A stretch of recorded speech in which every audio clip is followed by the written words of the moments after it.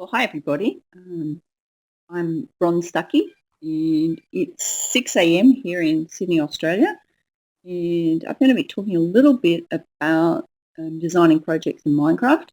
And really, I won't be talking about specifically my own work, but the work of brilliant educators around the world, and just showcasing some of the kinds of things you could be doing with a project in Minecraft. Related to various aspects of the curriculum and other life work skills that students could be developing through such projects.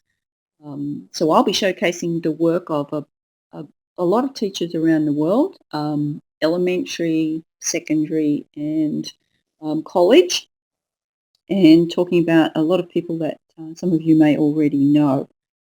My background is I worked with the online virtual world game Quest Atlantis for about 11 years, and then at the same time discovered Minecraft and worked in a project with some colleagues of mine here in Australia, Dean Groom and Joe Kay, on a project called Massively Minecraft, where we managed an out-of-school server where the students really designed the space.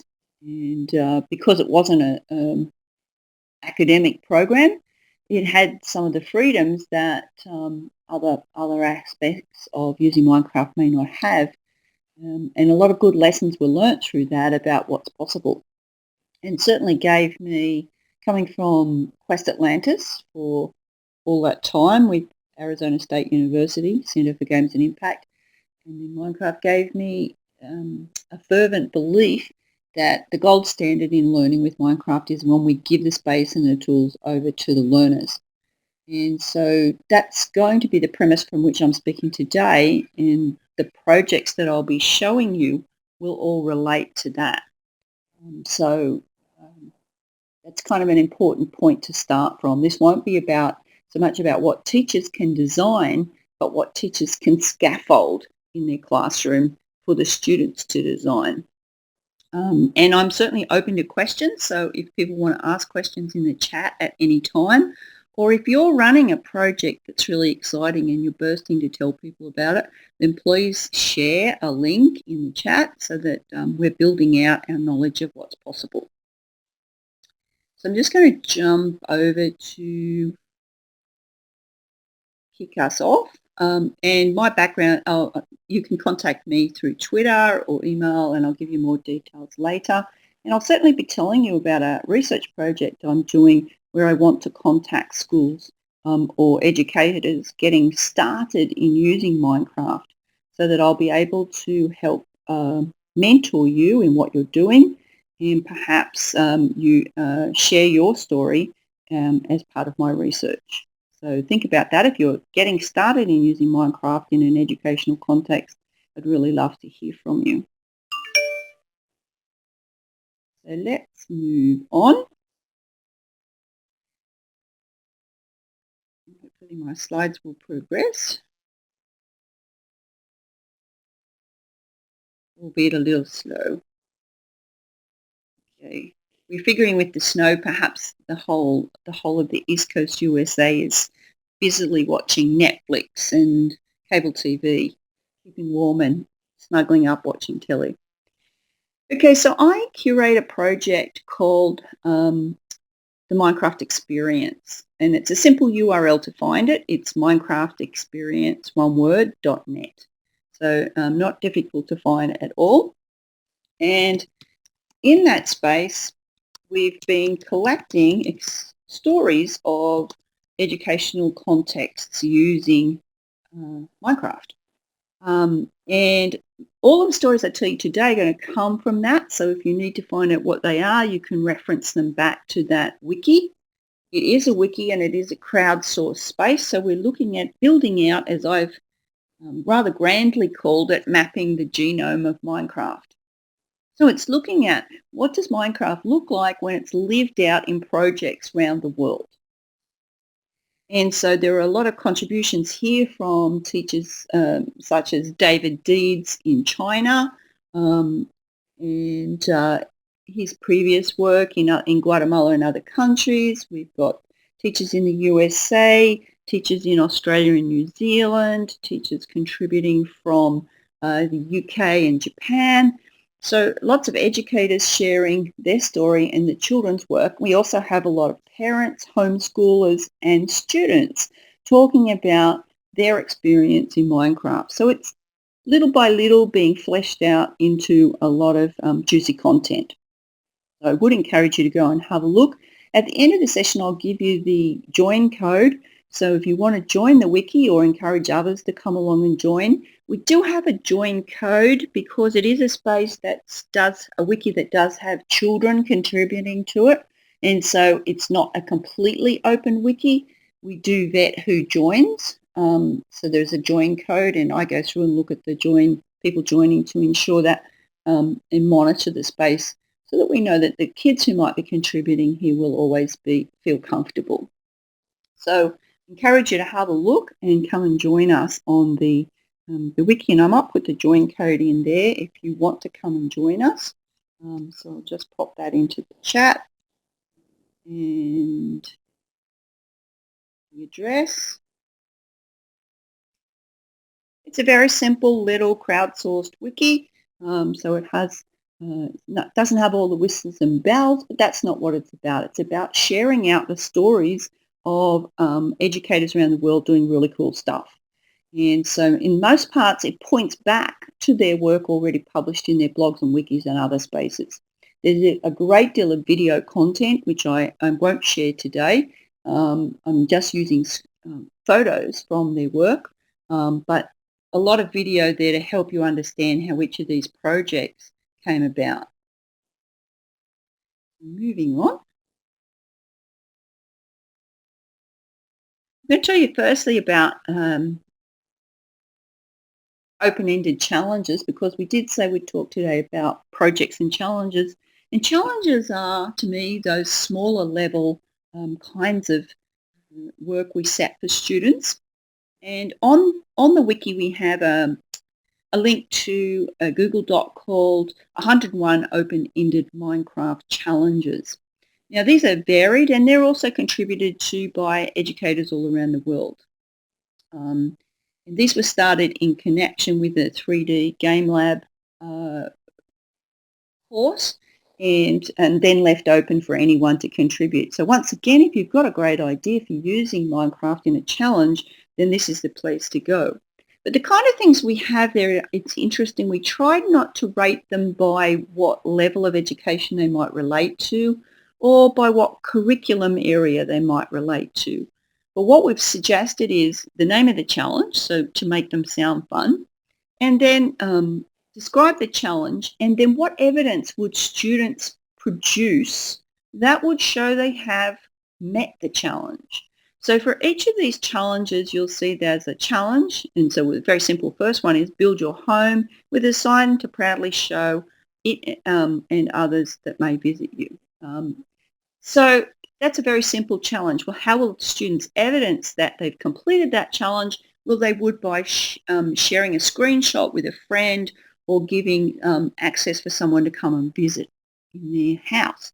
So we've tried to provide ways that students could prove they've completed a challenge. What's the assessment they could be producing for that challenge? And then we rated them not against the level of curriculum or the type of curriculum, but the kind of activity that students might be doing in that challenge. Oh, I'm not aware there's a problem. What's the problem? Am I too far from the mic? Okay, not loud enough? Are people not hearing me?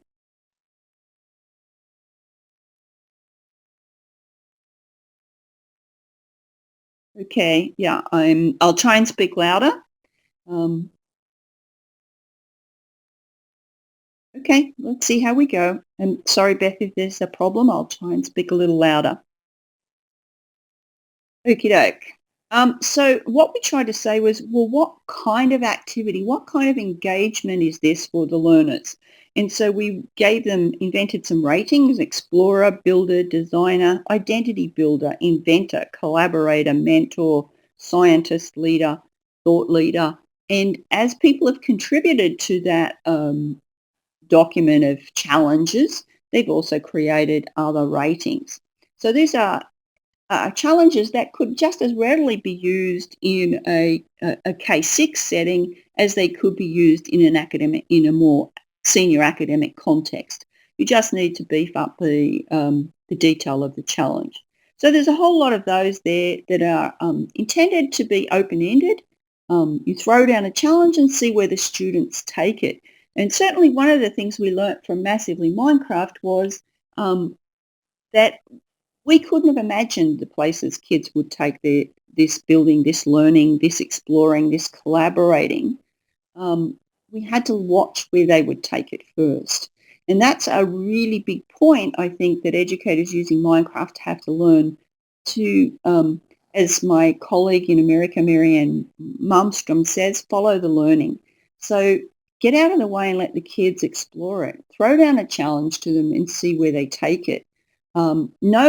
Know, of course, what your assessment might want to be. So that's why we've said how would students evidence their challenges being completed. But let them imagine where it could go and how it can evolve and how they can collaborate. This is, after all, a technology that they are much more expert than we. And no matter if we do invest that 10,000 hours, we'll probably never catch up to where a 13-year-old is in their use of this technology. So, but we don't have to be. We just have to throw down appropriate challenges and scaffold the learning for them to get to. So again, this 101 open-ended Minecraft challenges is linked on the Minecraft Experience Wiki, and you can jump in, and I'd certainly love to encourage you, if you have a language challenge or some other kind of challenge that you would like to include, to add those. It's an open source document that can be contributed to by anyone. But we just want to stick to the rule, fun name, identify the challenge in a 1 or 2 sentence. What will students do that, what will learners do that will evidence the completion of the challenge, and what kind of skills are they learning when they're working on it? Are there any history lessons? Absolutely, Mr. J. There are history lessons, but we don't identify them as history, but most certainly, and I will be talking about some history projects as I move on. So, sorry, I'm going through this convoluted way of getting to my slides at the moment, so it's kind of a bit tricky, but we're getting there. And I'll just stop to have a look and see if there are any other questions. Evidencing challenges is really interesting, Peggy. That could be a screen capture of a walkthrough of a space they've created. It could be they've created machinima, which is a movie story of their work. It could be just screenshots. It could be an interview with someone who visited their space. Any number of different ways. It could be just sharing a sequence of photographs of their build in its different stages. Or so they might include a design diagram, a photograph of when they first started building, and then some photographs along the way through to completion. So lots of different media being used. Yes, they're in the wiki. People asking where the challenges can be found. It's in the wiki, and if you go, you'll see 101 Minecraft challenges. It's on the wiki. There's a column on the right-hand side where all the pages are listed. So you'll find them there.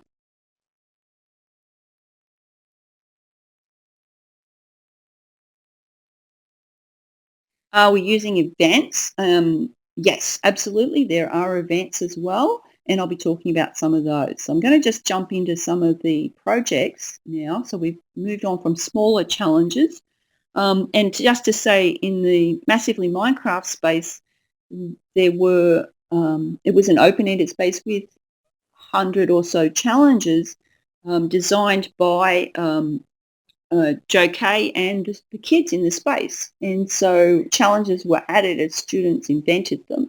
And students could choose which of those challenges to do. And that's certainly something I also agree is part of the gold standard of using Minecraft, is to offer students options on what they're doing.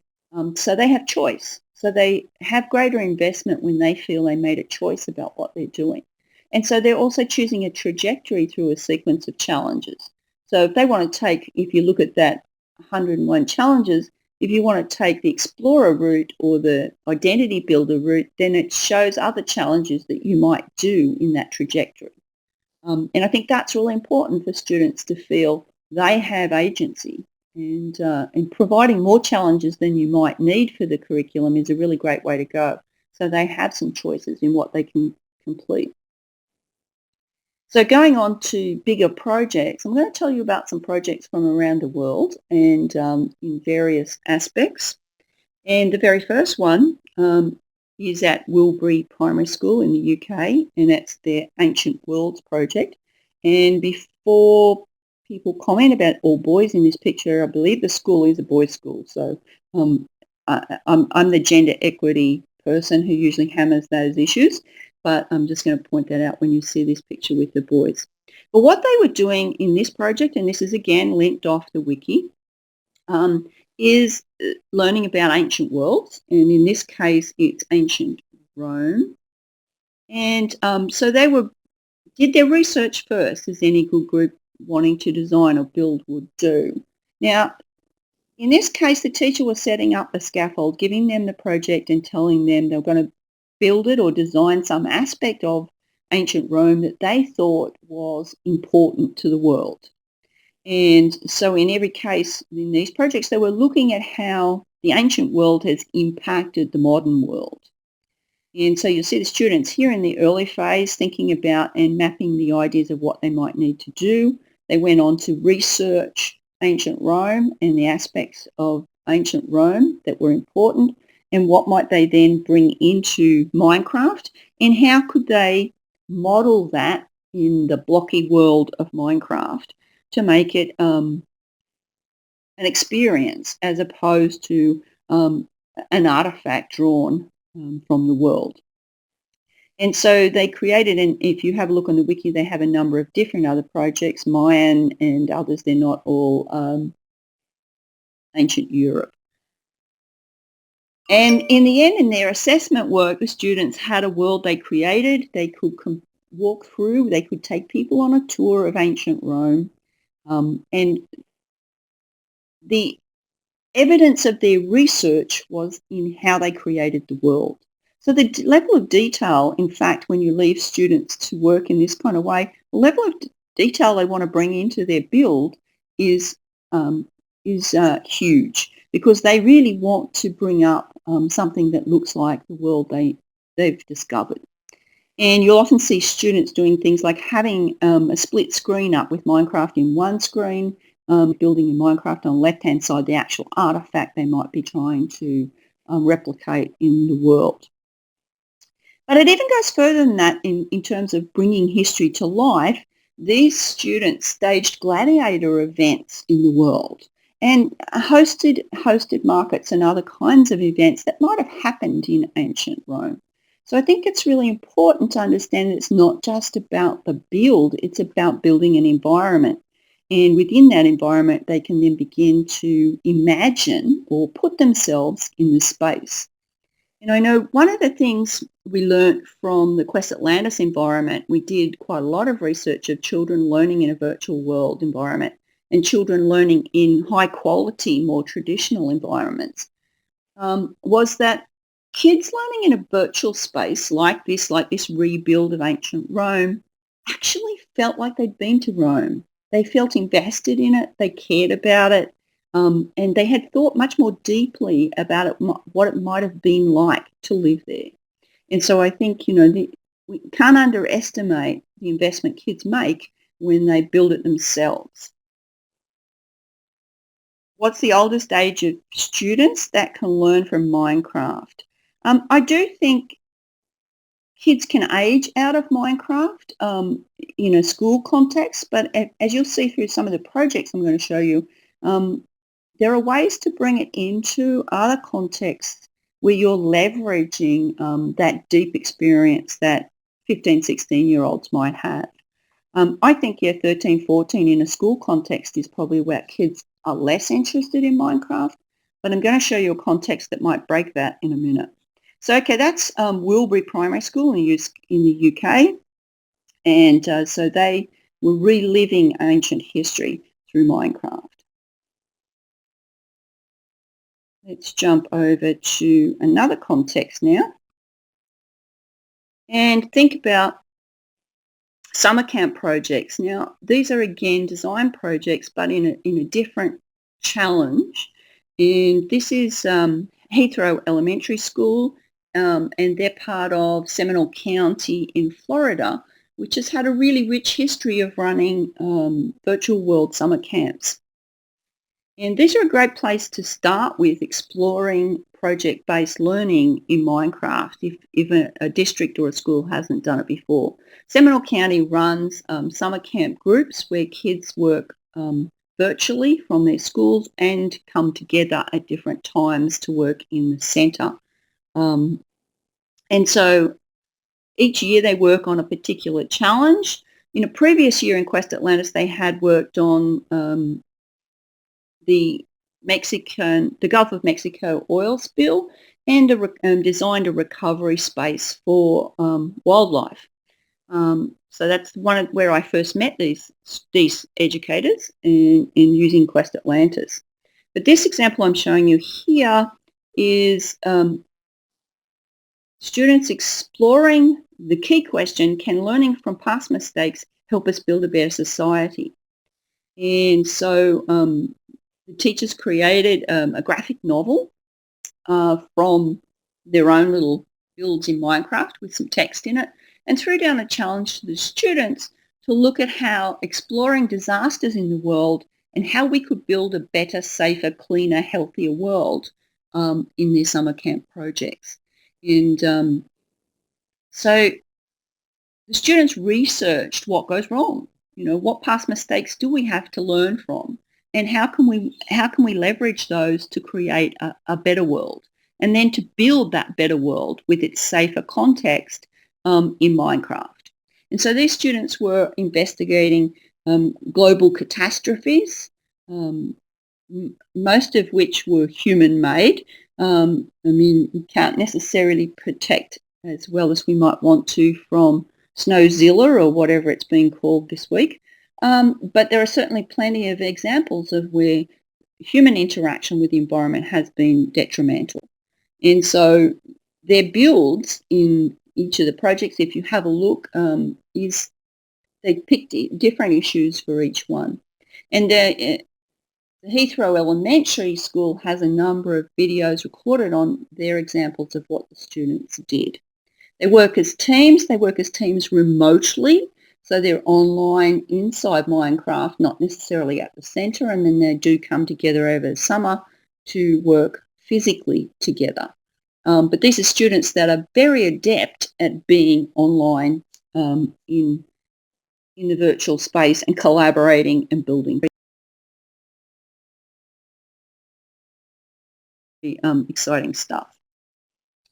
So their challenge was to look at the environment and in every case you'll probably see there's a pattern here of research that the students need to do to preface their work and to ensure that their work is deep learning.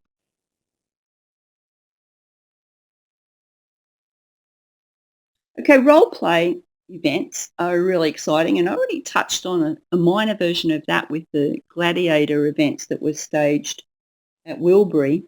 But this story comes from a school in New Jersey, the Elizabeth Mora School. And this teacher is a really interesting case because she was not a game player and not a Minecraft fan. But after a number of years of watching it being used in the computer lab at her school, she came up with an idea of how she might use it in her studies of democracy. And so, yes, that's No Clue School. Was No Clue School, yes. Marianne Malmstrom's school.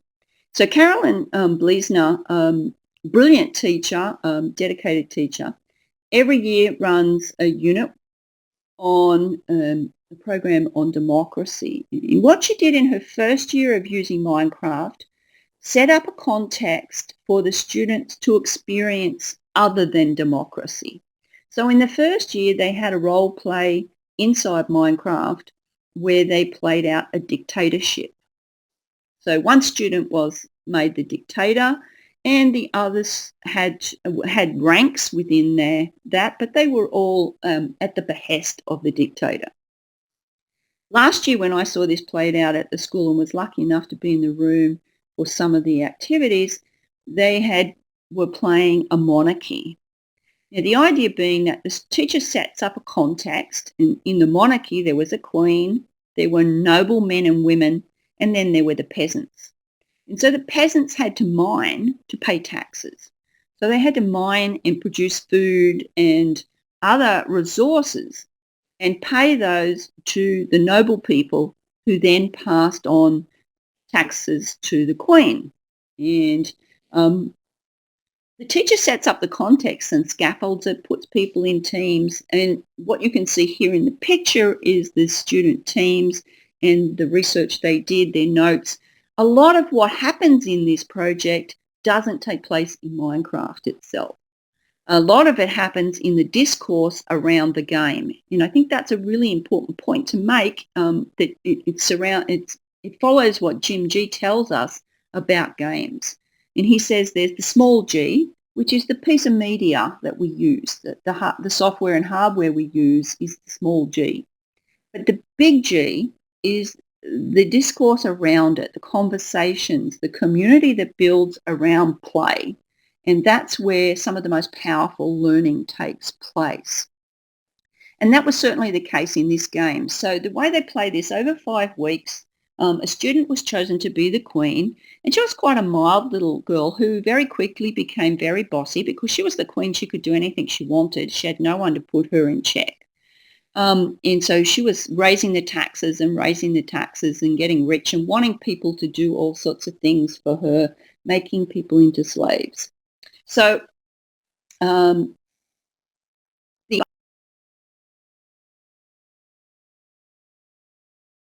for 15 to 20 minutes online. That's all they play.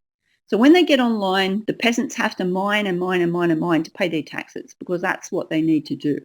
And so the noble people are then building their beautiful homes and whatever else, collecting tax and passing it on to the queen and doing their part in the monarchy.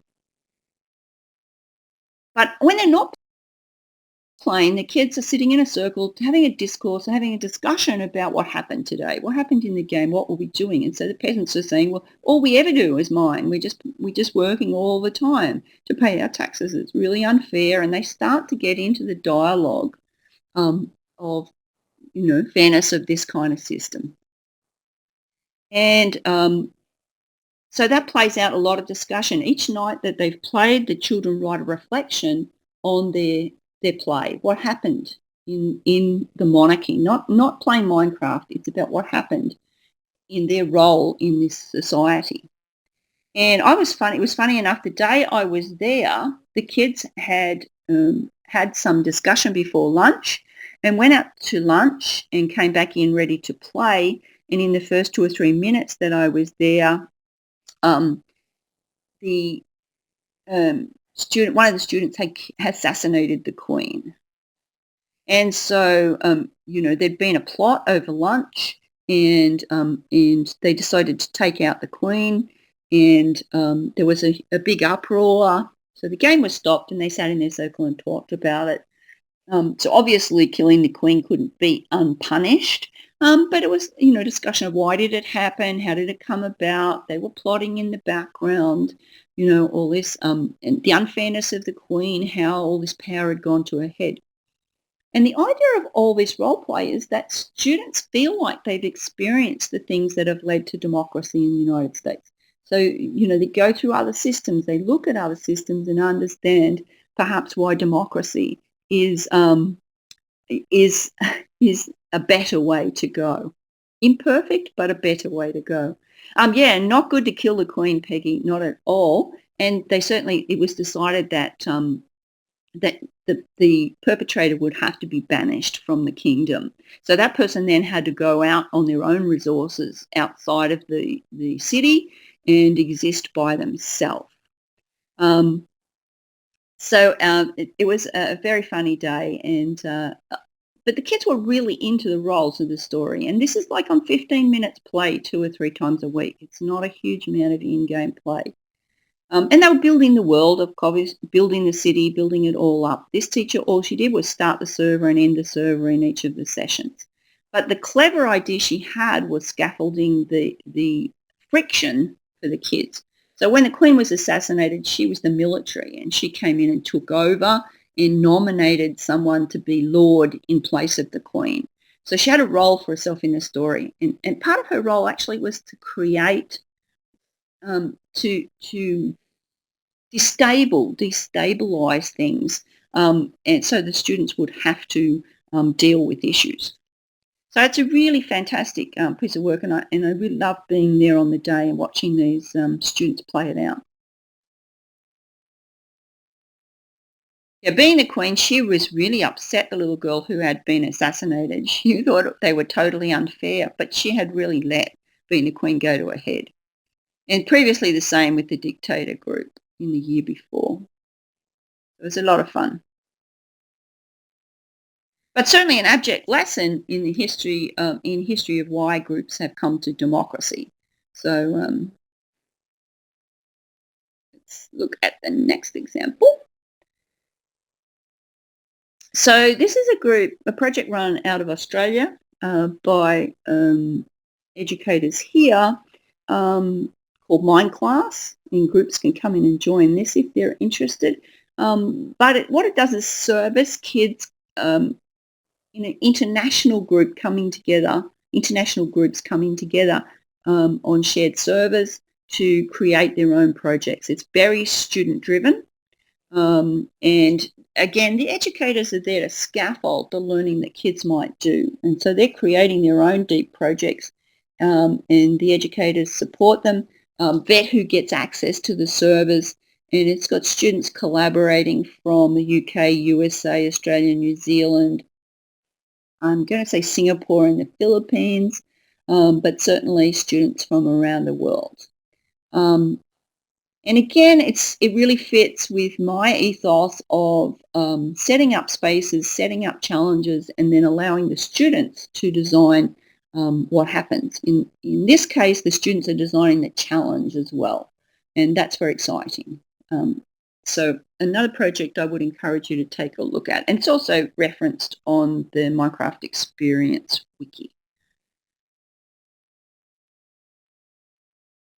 Introducing disruption is great fun for a teacher. It's a really great role to play if you're setting up projects, to set up some role for yourself as the disruptor to the system. And I know Mary Ann Malmstrom ran a project called Escape Tomorrow, and the work there was students, the scenario was, this world of ours has run out of resources. We have to leave the planet and go to a new planet. You have to work as a team to build a rocket and get enough resources to leave and go to the new planet and build. And then different things would happen when they reach the new planet. There might be disasters. You could have a tornado come through. That's a really fun role for the teacher overnight, to come in and blow up some of the kids' work, because you get to be the tornado or the blizzard or the hurricane that came through, or the war that was sieged and destroyed some of the environment. So don't underestimate the fun you can have. I want to give a shout out to the American Museum of Natural History and the work that's being done there in using Minecraft, and you can see with much older students than the elementary or primary students you might have seen in previous shots. Now, the museum uses Minecraft in relation to learning about systems, and so they have an exhibit on food systems in the museum, and they ran these intensive one-day Minecraft days where the students were testing out, in conjunction with their learning from the exhibit, how to build food systems. So food systems, taking food from the farm to the table, and how does that happen, and how do you build it? And so it was very integrated with what was happening in the exhibit, with what was happening in Minecraft, and they were reinventing aspects of that in the game. So really cool stuff. They were building the transport, looking at how you you transport food. Not all foods can transport the same way. How do you get fresh produce, ensure it's fresh produce, and looking at relating that constantly throughout the day back to the real world. So it wasn't just building in this imaginary space, it was building in relation to the real world. And this is the fine work of Barry Joseph at the American Museum of Natural History. And he's done quite a bit of work with Minecraft itself in other projects when he was with Global Kids. So if you want to look for some of Barry's project ideas, he's very creative and has some excellent work happening.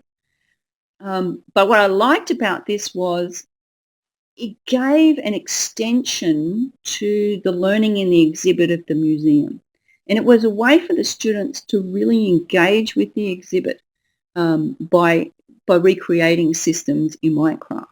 Okay, it doesn't look like a real city and it is kind of blocky, but interestingly enough, kids get well beyond that when they can create the system themselves. So it's really quite exciting. And as you can see, I think these students were 14, 15, looking at various ages in this program. So that's another great example. And I'm just going to show you what is, I think, my favourite example in terms of really making an impact with projects in Minecraft.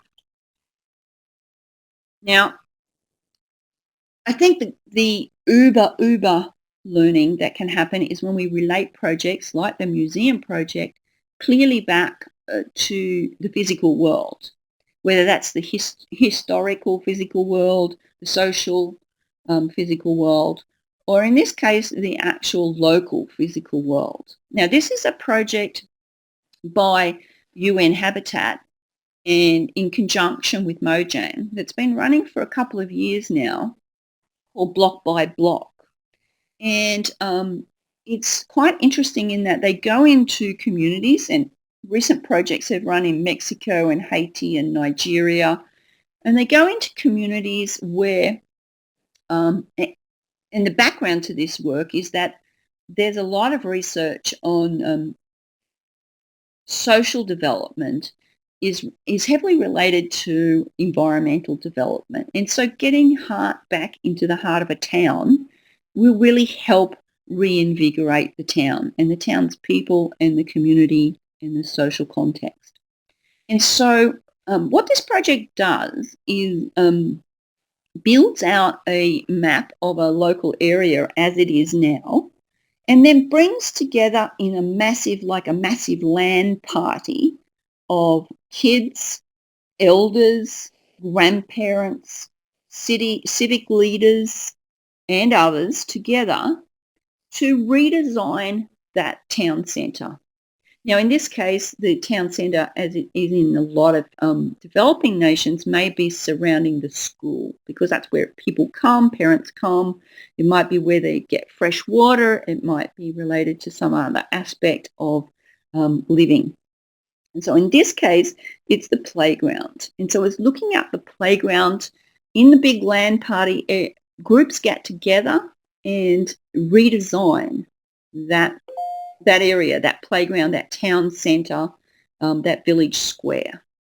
And the beautiful thing here is this is kids 14, 15 and up working with their grandparents and other people in the city together, building and redesigning and thinking about, okay, well, we can't put a bike path there because it might be too close to where people want to sit.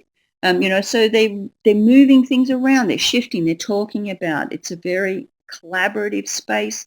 It's very they're able to tinker with things, and have a conversation around it with other people. It's not just the kids redesigning. This is a real community project. And it would be really fantastic if it just stopped there.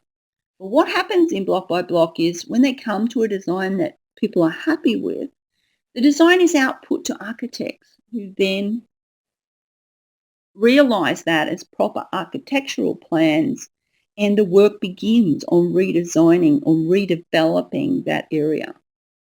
Now, there are so many ways you can apply this to local contexts, and certainly Derek Robertson in Scotland has done this in Dundee. He got a grant from the local city council for schools in his area to redesign the use of the foreshore area, the harbour foreshore area. And so the kids did that, and then they gave an architectural exhibit to the town, to the city people and the civic leaders, and they looked at the children's plans and what the kids wanted. And the kids had to go research what would other people, not just their age group, what did other people want out of that foreshore area. So I think I'm ending on this story because I think Minecraft is a conduit to a lot of things, but to a real experience and real impact on the world is where that really gets my juices flowing. That really gets me excited. If it can be the space that brings people together to tinker with and to play and explore, and then go and actually realise it somewhere in time. So I'm just going to go to my last slide and then ask if there are questions. I'm sorry I didn't observe the questions very well along the way, but if you don't mind repeating, or I'll scroll up. Just to say, if you want to get started, if you're not using Minecraft, and I'm glad to see some people have been sharing some of their projects, which is fantastic, please come and join the wiki and tell your story. But also, if you haven't been working with Minecraft yet and you want to, please contact me, because I'm collecting global stories of people getting started. Because from my communities of practice background, and indeed that's what I have my PhD in, the best person to teach a novice is someone who was recently a novice. And so hearing the stories of these fantastic stories are inspiring, but they may not be the ones that get us started. Hearing the stories of people just like you, who I've just started and are a little bit ahead of you, is a really great way to build out our practice in using Minecraft to do stellar things.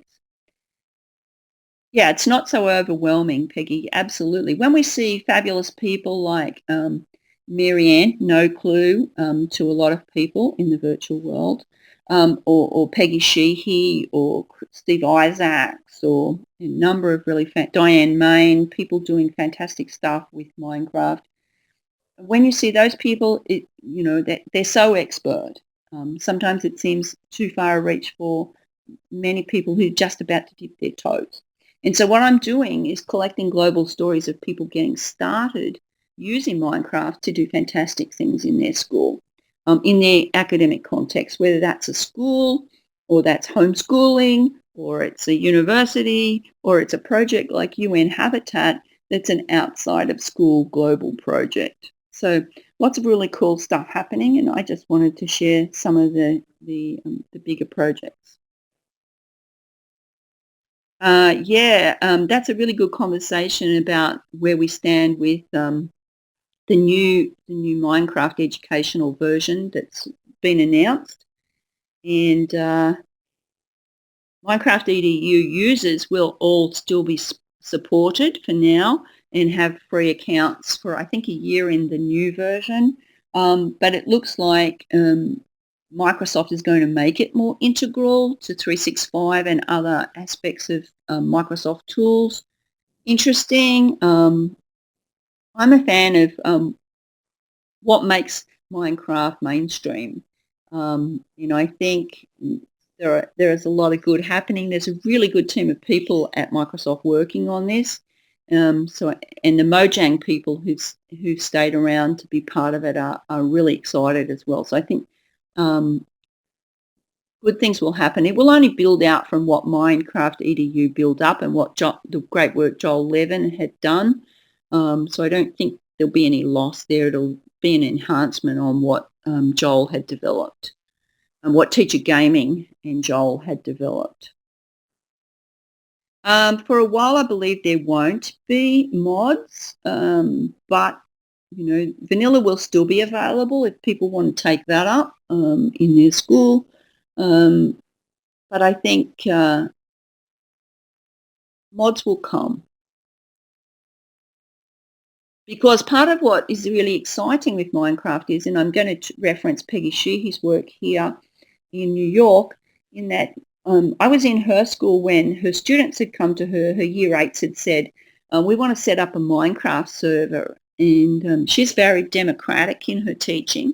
And so she said to the students, well, okay, will you write a proposal for it to the principal and tell why you want it, how it's going to benefit the school, what are the risks involved, what's the return on investment for us if we let you have it.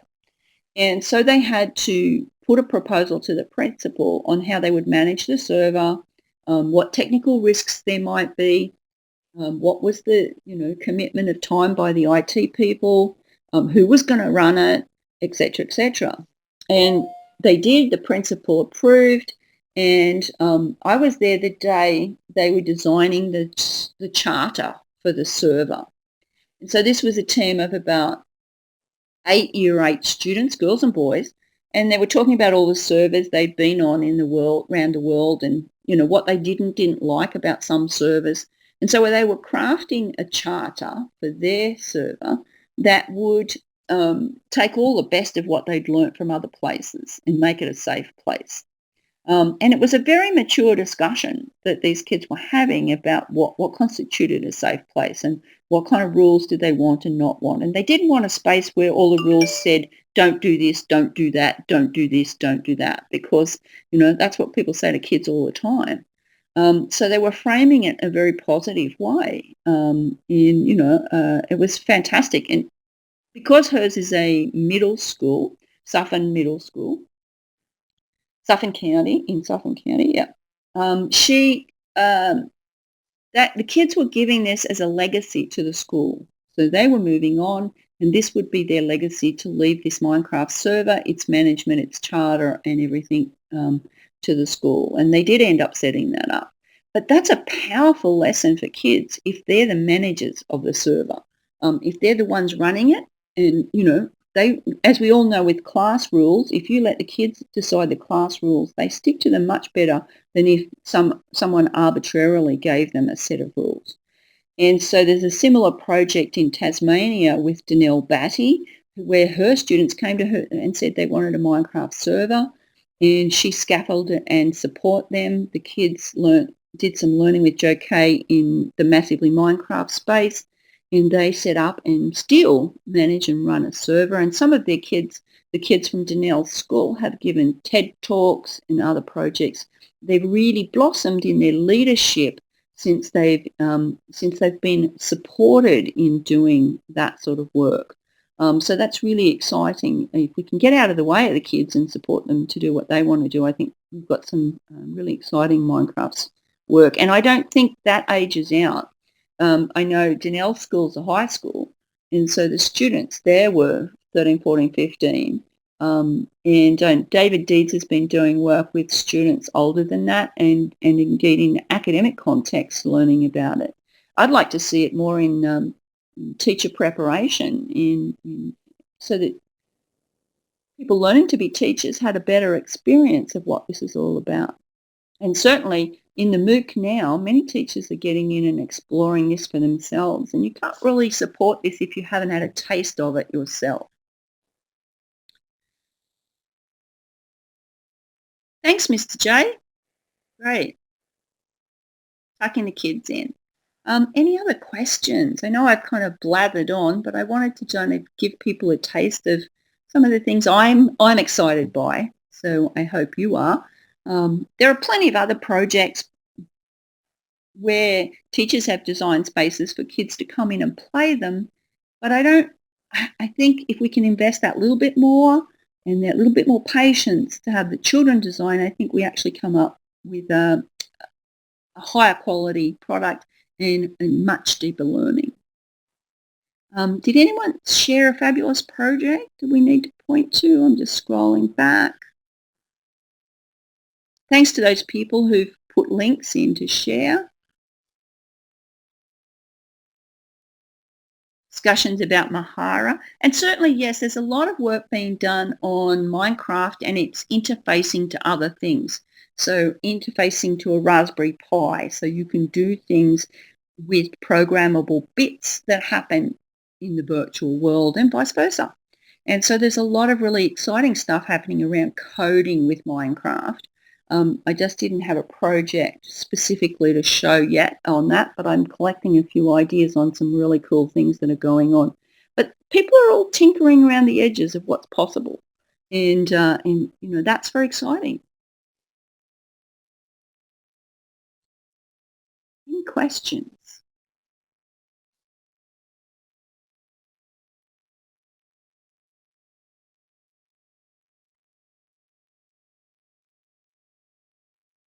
Yes, no clue. For people who don't know, that's Marianne Malmstrom. She was at the Elizabeth Morrow School in New Jersey. She's just about to embark on a big change in her career. And I'm sure she won't mind me telling you, but she's going to New Zealand to become the e-learning director in a school in Wellington, New Zealand, and very excited about it. New Zealand, if you want to have a look at some really cool stuff happening in New Zealand, Minecraft is really on a bit of a zeitgeist there. A lot of very good teachers doing great work with it. And so Miriam is leaving the USA and heading off to New Zealand, but still she'll be around doing great stuff in a different context.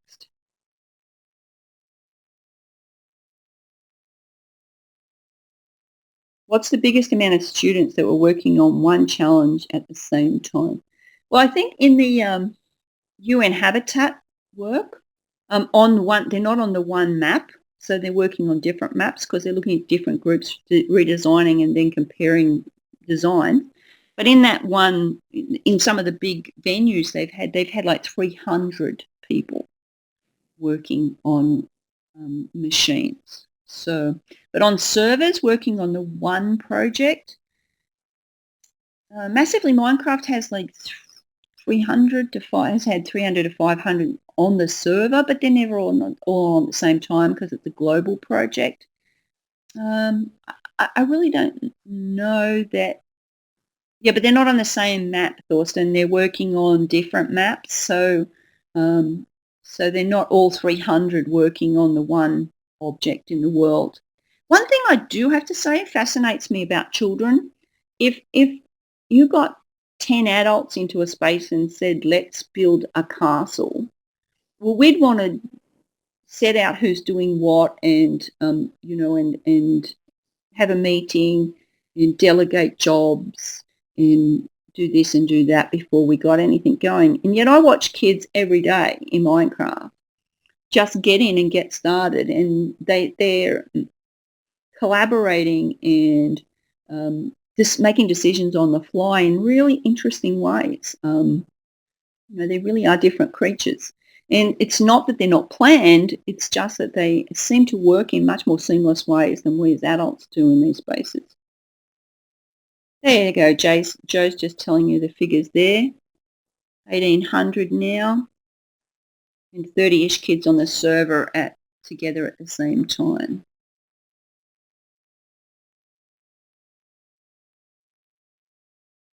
And that's pretty much how the licensing with Minecraft EDU went, that you could buy a license, but you weren't, you were at the number of, the license was how many you could have on at any one time. In most schools, you're never going to have the entire school or the entire academic cohort online at the same time. And I know with the homeschooling projects that run, I think they really only have 30 or 40. The camps from Connected Learning, and they run summer camps for Minecraft, and I would encourage you to have a look at those. I think they run 30 to 50 at a time, but I'm not entirely sure, it's also more asynchronous once the projects and challenges are put out, how many people are in at any one time. Okay. Well, thanks everybody for coming along. Thanks, Joe, for tipping in. And do have a look, Joe. You want to put some links in for people to have a look at the work. And certainly anyone else who has a story to share, don't be shy.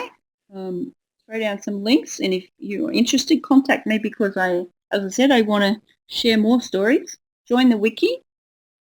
And do try to aim for that student-driven, whatever age the students are, project level of work, because that's where the best learning's happening. And I haven't even touched on digital citizenship, which is one of my other key hobby horses. But all along the way, in every one of those projects I've just shown you, digital citizenship comes along for the ride. And so it's a lived curriculum where students are learning about digital citizenship by being digital citizens. Thanks, everybody. And I'm going to say good night, good morning, good afternoon, wherever you are in the world. And we might stop there, almost on the hour if there are no other questions. And I'll just put my contact details in the chat if people want to follow up with me.